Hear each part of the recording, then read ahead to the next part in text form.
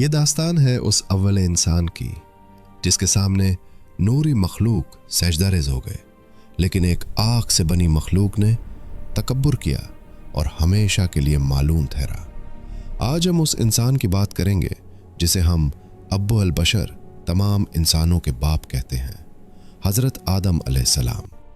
کائنات کی وسعتوں میں ایک ایسا وقت تھا جب نہ سورج کی روشنی تھی، نہ زمین کی مٹی، اور نہ ہی انسانی سانس کا نشان، صرف اللہ کی ذات باری تعالیٰ تھی۔ پھر اللہ نے ارادہ فرمایا ایک ایسی مخلوق کو پیدا کرنے کا جو مٹی سے بنے گی، مگر اس کے اندر روح الہی ہوگی۔ سورہ البقرہ میں اس عزم شاہی کا ذکر ہے جب اللہ نے فرشتوں کو جمع کیا اور فرمایا، میں زمین میں اپنا ایک نائب بنانے والا ہوں۔ فرشتے جو نوری مخلوق تھے اور جن کی غذا ہی اللہ کی تسبیح تھی، وہ حیران رہ گئے۔ انہوں نے عرض کیا، آئے ہمارے رب، کیا تو زمین پر اسے پیدا کرے گا جو فساد مچائے گا اور خون بہائے گا، جبکہ ہم تیری حمد و ثنا کرتے ہیں؟ فرشتوں کا یہ سوال اعتراض نہیں تھا، بلکہ وہ جنت کا انجام دیکھ چکے تھے جو انسان سے پہلے زمین پر تھے، اور انہوں نے خون ریزی کی تھی۔ مگر اللہ کا جواب مختصر مگر پورا سر تھا، میں وہ جانتا ہوں جو تم نہیں جانتے۔ ایک نئے وجود کی تیاری شروع ہو گئی جو کائنات کا مرکز بننے والا تھا۔ جن دوستوں نے ابھی تک چینل کو سبسکرائب نہیں کیا، وہ ضرور سبسکرائب کر لیں تاکہ ہمیں آپ کی سپورٹ اور موٹیویشن ملتی رہے۔ اللہ نے فرشتوں کو حکم دیا کہ زمین کے ہر کونے سے مٹی جمع کی جائے۔ فرشتے زمین پر اترے، انہوں نے کہیں سے سرخ مٹی اٹھائی، کہیں سے سیاہ، کہیں سے سفید۔ یہی وجہ ہے کہ آج آدم کی اولاد میں کوئی گورا ہے، کوئی کالا، کوئی سخت مزاج ہے۔ اس مٹی کو پانی کے ساتھ گوندھا گیا یہاں تک کہ وہ سلسلین بن گئی۔ اللہ نے اپنے ہاتھوں سے اس پتلے کو تراشا۔ صحیح بخاری کے مطابق حضرت آدم کی لمبائی 7 ہاتھ تھی۔ ان کا یہ عظیم الشان پتلا جنت کے دروازے پر رکھ دیا گیا۔ 40 سال تک یہ بے جان ڈھانچہ وہاں پدا رہا۔ ابلیس جو اس وقت تک عبادت گزار ہونے کی وجہ سے فرشتوں میں شامل تھا، وہ اس نئے وجود کو دیکھ کر جلتا تھا۔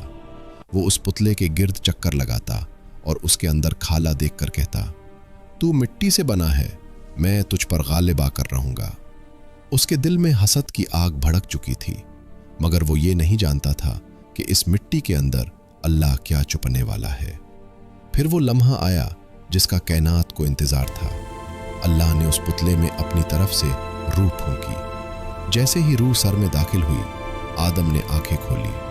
انہیں پہلی بار چینک آئی۔ فرشتوں نے سکھایا کہ کہو الحمدللہ۔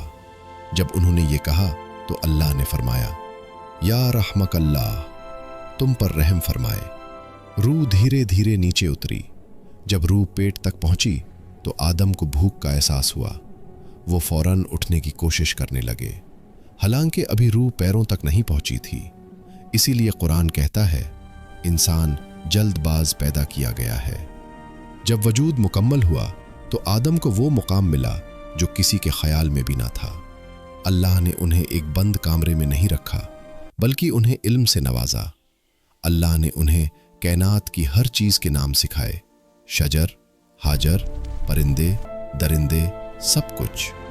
پھر اللہ نے فرشتوں کا امتحان لیا اور پوچھا، بتاؤ ان چیزوں کے نام کیا ہیں؟ فرشتے خاموش ہو گئے اور کہا، سفید ہے تیری ذات، ہم تو صرف اتنا جانتے ہیں جتنا تو نے سکھایا۔ لیکن جب آدم سے پوچھا گیا تو انہوں نے ایک ایک چیز کا نام بتا دیا۔ یہ علم ہی تھا جس نے مٹی کے پتلے کو نوری مخلوق سے افضل بنا دیا۔ اب وہ وقت تھا جب آدم کی عظمت کا اعلان ہونا تھا۔ اللہ نے پوری کائنات کے سامنے حکم دیا، آدم کو سجدہ کرو۔ یہ سجدہ عبادت کا نہیں بلکہ تعظیم اور اللہ کے حکم کی اطاعت کا تھا۔ تمام فرشتے جو ہزاروں سالوں سے عبادت میں مصروف تھے، ایک پل میں جھک گئے، مگر ایک شخصیت کھڑی رہی۔ وہ ابلیس تھا۔ اس نے اپنی تھوڑی اوپر کی اور تکبر سے کہا، میں اس سے بہتر ہوں، تو نے مجھے آگ سے بنایا اور اسے مٹی سے۔ اس نے مٹی کو دیکھا مگر مٹی بنانے والے کے حکم کو بھول گیا۔ اللہ نے فرمایا، نکل جا یہاں سے، تو راند درگاہ ہے۔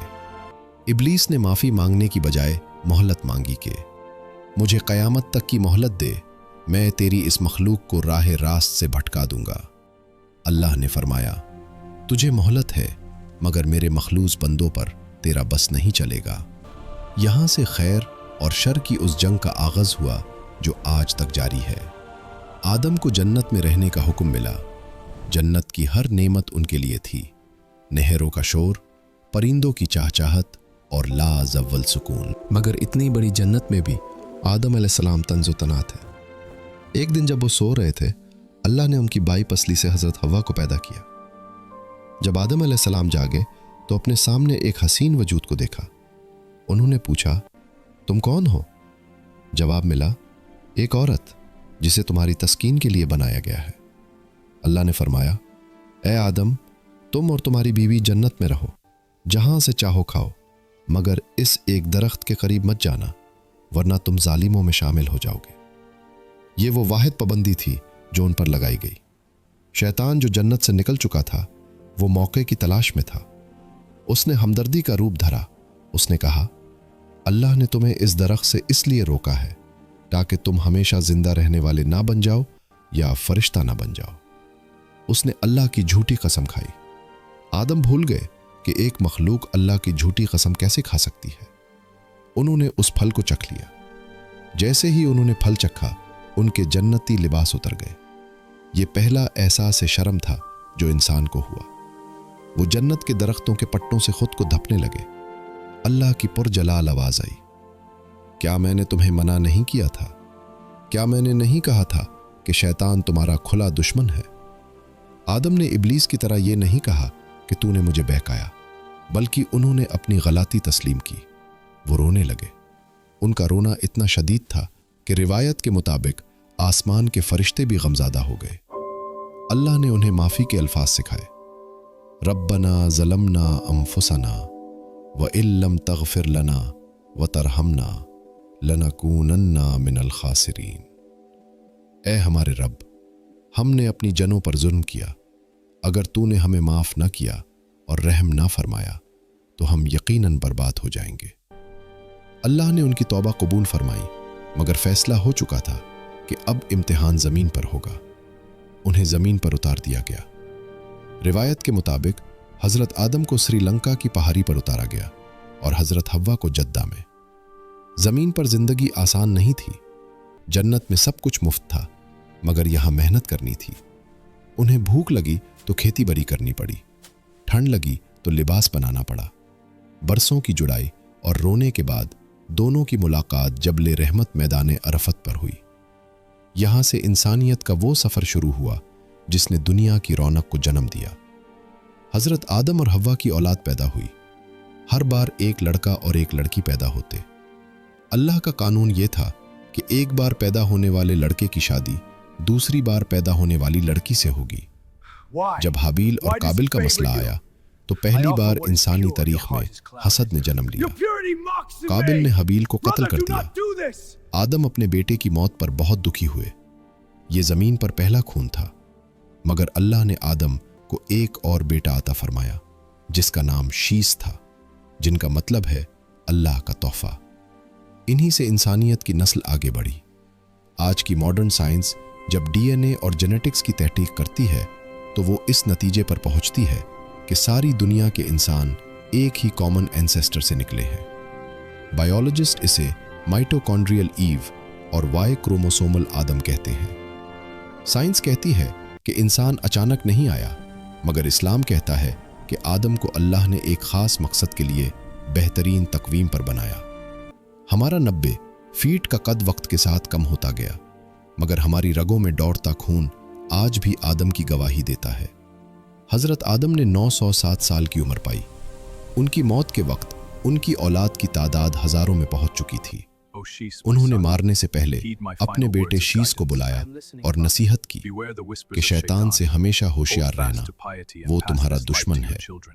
जब मलकुल मौत आए तो आदम ने अपनी उम्र के बाकी 40 साल हज़रत दाऊद को देने का वदा याद किया, जो उन्होंने रूह फूंकने के वक्त किया था। उनकी वाफत के बाद फरिश्तों ने उन्हें गुसाल दिया और जन्नती कफन पहनाया। उन्हें मक्का की एक पहाड़ी जबल अबू कुबैस पर दफन किया गया। ये दास्तान हमें सिखाती है कि इंसान मिट्टी से बना है, इसलिए उसमें आजिज़ी होनी चाहिए। गलती हो जाना इंसानियत है, मगर गलती पर दाद जाना शैतानियत है, और गलती पर माफ़ी मांग लेना आदमियत है। जिस मिट्टी को फरिश्तों ने काबिल फसाद समझा था, अल्लाह ने उसी मिट्टी से ऐसे लोग पैदा किए जो सितारों से भी आगे निकल गए। आज हम इसी मिट्टी का हिस्सा हैं। फैसला हमें करना है कि हम आदम की सुन्नत पर चलते हैं या इब्लीस के रास्ते पर।